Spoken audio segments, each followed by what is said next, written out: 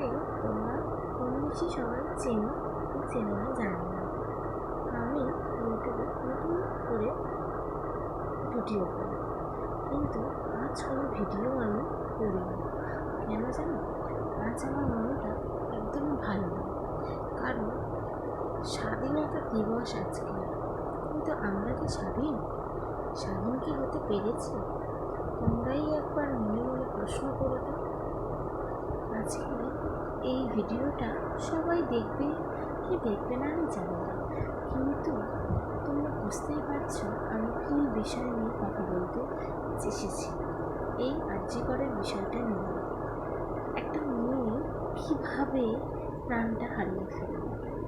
যে প্রাণ দান করতে পারত সেই প্রাণ দিয়ে দিল নরপিশাচের হাতে। এদের যেন খুব খুব কড়া শাস্তি দেওয়া হয়। এইটার সোচ্চারে আমরা সবাই কালকে জমায়েত হয়েছিলাম, কিন্তু এই প্রতিবাদ যেন থেমে না যায়। আমরা চাই সারা জীবন এই প্রতিবাদ সবার মনের ভিতরে দাউ দাউ করে চলবে। আর যে অন্যায় করেছে ওই ডাক্তার দিদিমণির সাথে, সে যেন কোনো মতেই ছাড়া না পায়, এইটাই আমার আবেদন উচ্চপদস্থ যে আছে তার কাছে।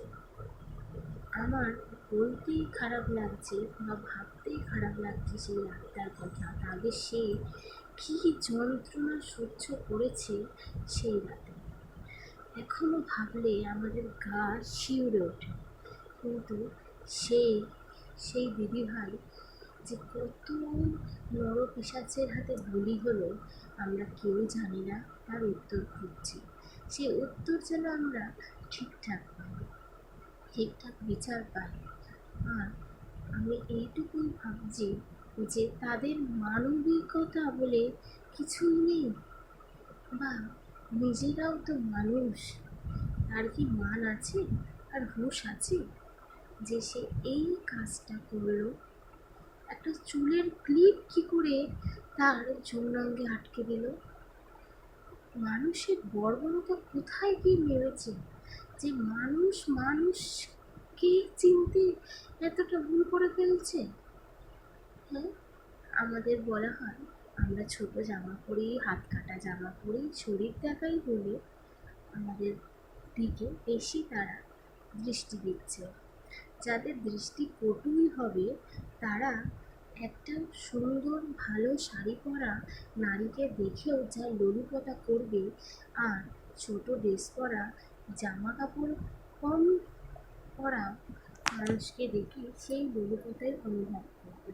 আর যারা ভাবে যে এরা তো আমার দিদি, এরা তো আমার বোন, এরা তো আমার মায়েরই মতো, তারা কিন্তু তুমি যেরকমই পোশাক পরো না কেন তোমার দিকে একটুও নজর দেবে না। এটা মানুষের মানসিকতা, শুধু নারীদেরই দোষ দিলে হয় না। সেই দিদিভাইটা নিশ্চয়ই নিজেকে বাঁচানোর জন্য কতটা লড়াই করেছিল। নিশ্চয়ই নিজের সম্ভ্রমটা কেউ অনায়াসেই দিতে চায় না। হয়তো তার মৃত্যু হয়ে রয়েছে, কিন্তু আমি এই বলেই শেষ করলাম।